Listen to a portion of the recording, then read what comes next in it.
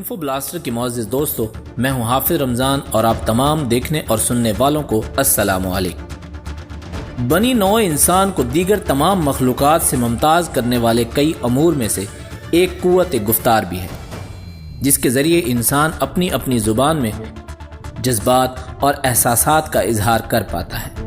کیا آپ نے کبھی سوچا کہ گفت و شنید کے لیے صوتی الفاظ کی ترتیب کب اور کیسے شروع ہوئی؟ شاید نہیں۔ چلیے آج کی ویڈیو میں یہی جاننے کی کوشش کرتے ہیں کہ انسان نے اس صلاحیت کا استعمال کب شروع کیا۔ لیکن نئے آنے والے دوستوں سے گزارش ہے کہ وہ ہمارے چینل کو سبسکرائب کرتے ہوئے ساتھ موجود گھنٹی کے بٹن کو بھی دبا دیں۔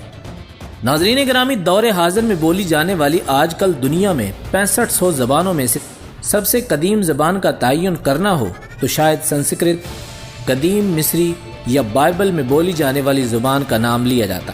البتہ زیادہ تر زبانیں جنہیں قدیم تصور کیا جاتا ہے، دراصل وہ محض چند ہزار سال پرانی اور بنیادی طور پر آج کل کی جدید زبانوں کی سی ہے۔ زبان کی ابتدا کا پتہ لگانے کے لیے ہم 50,000 سال پیچھے جا چکے ہیں، لیکن اکثر ماہر لسانیات کا خیال ہے کہ شاید اس کے لیے ہمیں 5 لاکھ سال پرانے اوراق کھنگالنے ہوں گے۔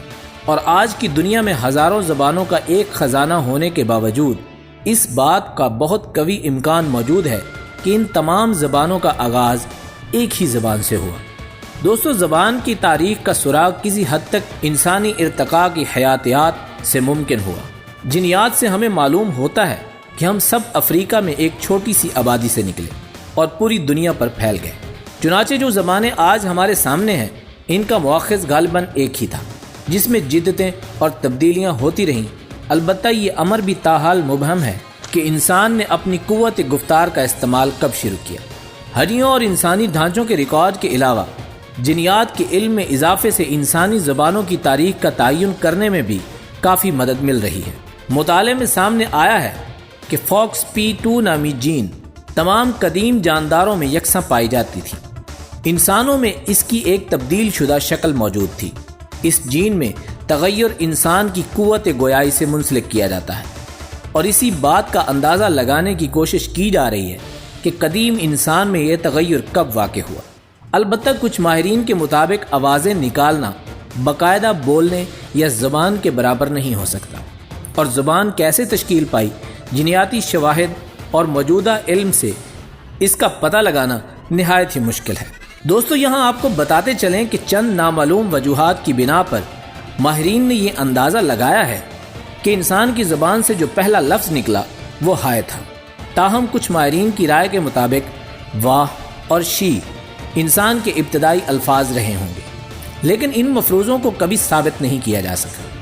البتہ پہل انسان کی گفت و شنید کن مدوں پر رہی ہوگی؟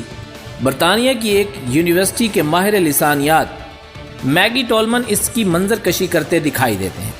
ان کا کہنا ہے کہ ابتدائی انسان نے اپنے ماحول کو جاننے اور خوراک کے حصول کی خاطر بات چیت کا آغاز کیا ہوگا۔ اس دور میں لوگ اپنی پناہ گاہ سے باہر نکلے اور کسی جانور کی باقیات یا کسی پھل کا درخت پایا تو ایک دوسرے کو اس کے متعلق آگاہ کرنے کے لیے زبان کا استعمال کیا۔ یعنی اس صلاحیت کا استعمال ابتدائی طور پر اپنی بقا کی خاطر کیا گیا، اور بعد ازاں آبادی اور وسائل میں اضافے کے سبب معاشرہ وجود میں آیا، اور جذبات و احساسات کے اظہار کے لیے بھی زبانیں بولی جانے لگیں۔ پھر انسان دنیا میں پھیلا اور ضرورت کے مطابق اپنی زبان میں تبدیلیاں کرنے لگا، جس سے جدید زبانوں کی ابتدائی اشکال وجود میں آئی۔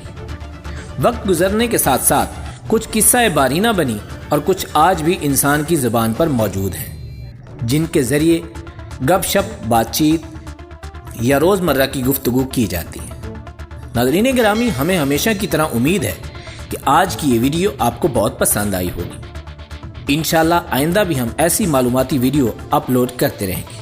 ہماری اگلی ویڈیو آنے تک اپنا اور اپنے پیاروں کا ڈھیر سارا خیال رکھیے گا۔ اللہ نگہبان۔